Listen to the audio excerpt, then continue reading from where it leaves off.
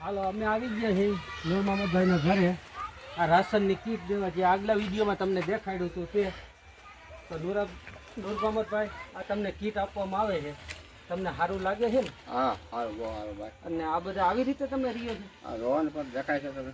શું કરવું ભાઈ? અટાણે આ ખોડું થાય ને ઉઘાડું કર્યું તો પછી મારે બીજી ઓળી જ નથી. હા તો રાજુ બરાબર અટાણે રોટલી કરી નાખીને શાક લઈ આવે, શાક લઈને ખાઈ બધી ને આવું દેખાડો આવે. કેવી રીતે રહ્યો. બધી આ જારું લોકો આવે. છે એ માં દીકરો જ રહે છે. આ હા. જરૂરમંદ કોઈ- છે એનું મકાન નથી અને આવામાં જ આ લોકો પડ્યા રહે છે.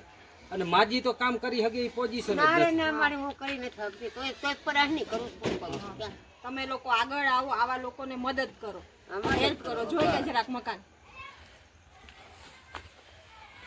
બસ છેટે છે ભાઈ અહીંયાથી ઉતારી લે એટલે હાલે